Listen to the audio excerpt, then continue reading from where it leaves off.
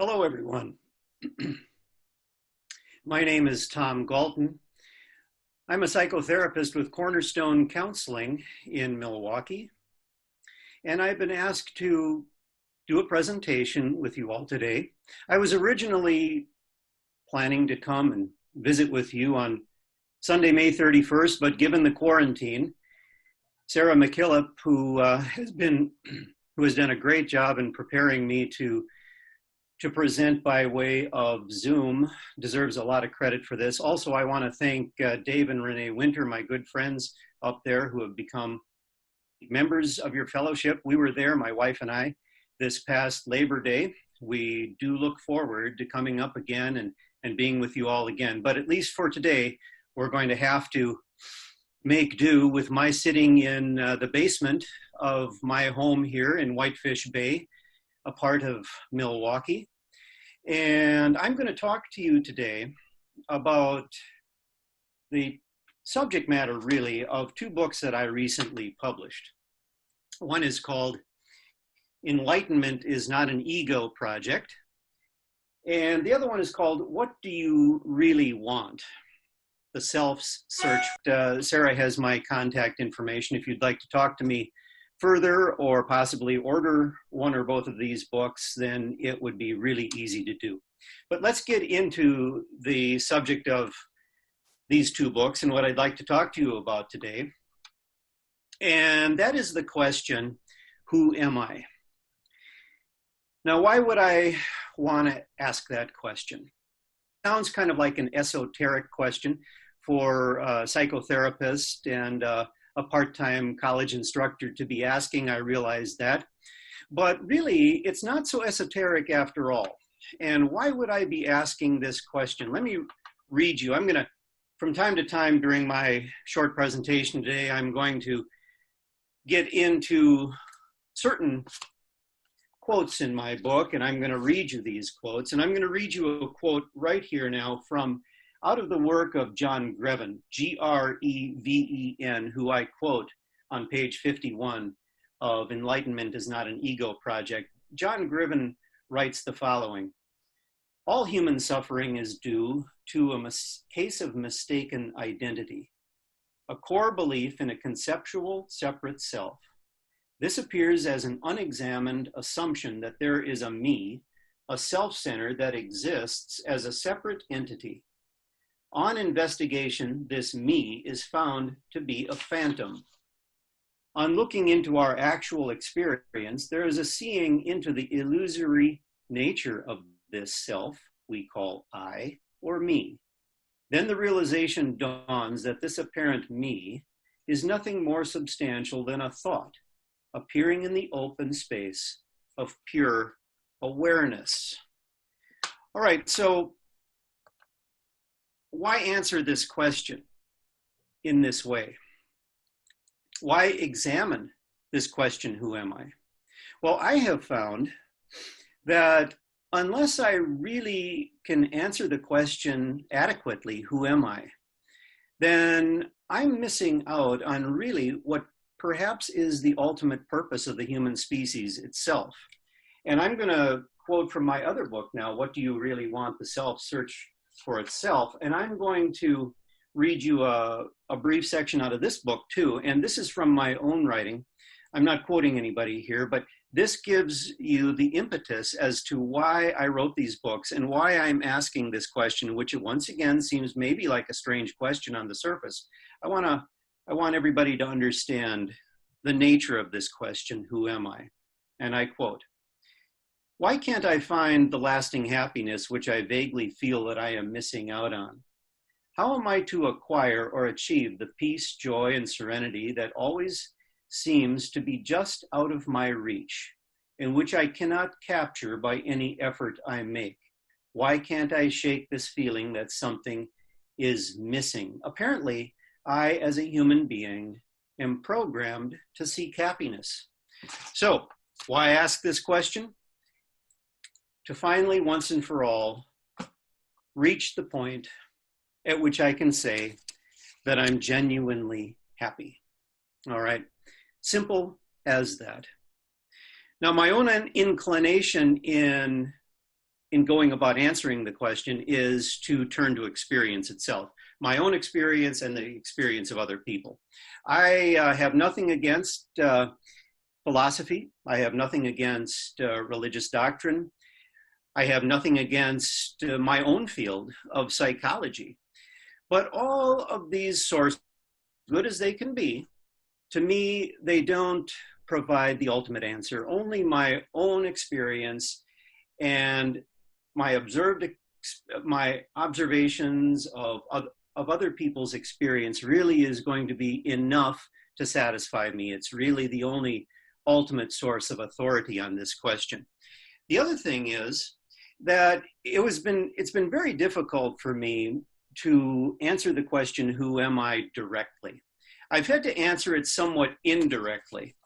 And so when I recall the answers to these questions that maybe I've been given by our culture or my parents or, people in my social environment that maybe I'd looked up to when I was young, they would say things like, well, you're a human being, or you're a child of God, or you're a body-mind organism, or you're an ego, or whatever. To me, none of these answers were satisfying. And so what I have done over the years, and this goes back many years that I've been researching this question, I have taken the approach suggested by Ramana Maharshi. Now, some of you might be familiar with the work of Ramana Maharshi. He was a Hindu sage during the middle years of the 20th century, and he suggested something called self-inquiry. Self-inquiry. You start with asking yourself, who am I? But then you're most open to really approaching the question more from who I am not, at least at first. This is the way this method works. Who am I not? Let's eliminate these various layers of you could call abstraction or illusion or whatever. It's a subtractive process until we get down to the real answer, who am I? But we first have to ask the question, who am I not? And so, to make a very long story short, I had to realize eventually that I'm not actually who I have always assumed myself to be. And this was a very long and involved process. We don't have time to really get into it. But once I asked the question enough, who am I not, who am I not, who am I not, and eliminated all these illusions and, like I've called them, kind of superficialities that were taught by our culture, I arrived at a statement, probably the closest, most accurate statement of what I would call my true identity. And I'm going to read from my book. Once again, Enlightenment is not an ego project, but I'm not quoting myself here. I'm quoting an Upanishad, which is one of the most important of the Hindu scriptures. And this Upanishad says the following: an invisible and subtle essence is the spirit of the whole universe. That is reality. That is truth.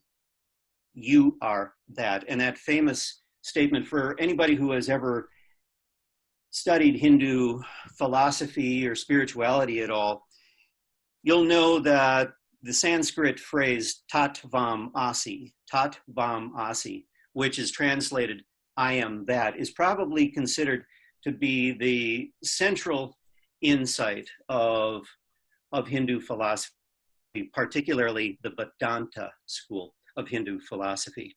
But I also realized that Jesus saying in the Gospel of John says precisely and exactly the same thing. He writes, the writer of the Gospel of John has Jesus saying in chapter 10, verse 30, I and the Father are one. So what am I? I can't be, if I am pure consciousness, as these quotations suggest, then I can't be limited to this body-mind organism. The body-mind organism, in other words, is what is appearing, is what is appearing in the pure consciousness that I ultimately am. What is this pure consciousness? Okay, now we're getting down to probably the ultimate absolute dimension of this question, who am I? Well, let's harken back. Probably everybody who's hearing this presentation has heard of the Big Bang theory of creation. Scientists tell us that 14.7 billion years ago, there was, like they say, a Big Bang, which created the realm of form, including time and space. Remember what Einstein told us back in the 30s. Time and space is itself or themselves not absolutely real. It is relative too. So even in the event of even time and space were created, all right? What was present then before that event? Could that Big Bang event have happened without there having been any dimension there of consciousness that was capable of experiencing it, of witnessing it, of observing it? I don't believe so. Furthermore, that ultimate consciousness, let's call it pure consciousness or pure awareness. Now, many of you may say, well, you're talking about God. Some people are uncomfortable with religious language. Some people are comfortable with it, but yes, it could be called God. The awareness that was present before the Big Bang is in fact right here, right? I am that, right? Not in my role as Tom Galten. That, once again, is a role that the self or pure consciousness or God is playing in this time and in this place. All right, what are the implications for realizing my true identity as the one self that is playing all the roles in the universal play? Again, it is only by realizing, as I said a few minutes ago, it is only by realizing who I am and who I actually am not that I come to that state that I believe that we all have been programmed for, like I also said, of serenity, of peace, of joy, true connection, and love. And that is the happiness for which we are all, however unconsciously, we are searching for.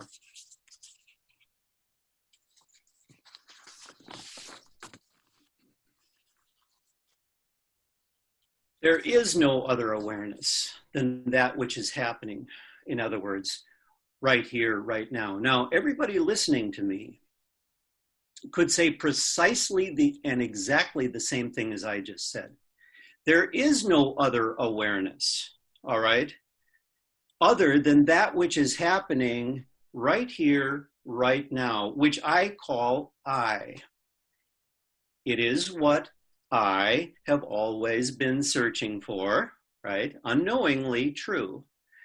But when I come to find myself in pure subjectivity, I can't be found as an object.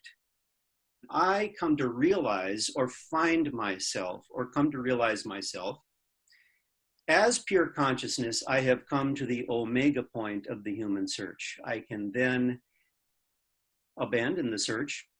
I know in my experience of consciousness that I have found what it is that we are all looking for. This is the realm, of course, this dimension is the realm to which the mind, using reason, cannot go. Mind cannot capture this. It is an experience beyond reason, beyond logic. Many people have tried by way of reason and logic to capture this, to make it into a method, all right? But once mind realizes the futility of this, or better put, once I, as the true self, pure consciousness, all right, pure awareness, realize my own mind's incapacity to grasp this, then once again, there's a deep letting go of mind. I continue to think, but I'm not using mind to try to find what it is that I'm ultimately looking for. Now, my time is, and here we wanted to make this presentation brief, and that's understandable. And I want to conclude my presentation with just some quotes, all right? And two of these quotes come from the 13th century Sufi mystic Balyani, spelled B as in boy, A-L-Y-A-N-I, Balyani. One quote comes from Ramakrishna, the 19th century Hindu mystic, and one comes from Alan Watts, who was one of the West's leading proponents of us integrating the insights from the East into our own understanding of our true identity. And this is what Balyani said. There is no self other than the one self, and no being other than the one being. You and Allah are one and the same. Balyani also said, when I sought God, I found only myself. When I sought myself, I found only God. Then from Ramakrishna, liberation in this life comes when one knows that God is the doer of all things, the ultimate identity, and therefore the ultimate doer, whether that doing is happening in the time and a place known as Tom Galten or anyone or anywhere else. Finally, Alan Watts said this, once again describing ultimate identity. I am what there is and all that there is. Once again, the great spiritual teacher, Alan Watts. I want to thank you, and I hope to meet you again, hopefully yet this year or in the near future. Once again, many thanks to Sarah. Greetings to Dave and Renee. Hope to see you all soon. And thank you for bringing me into your fellowship for this conversation.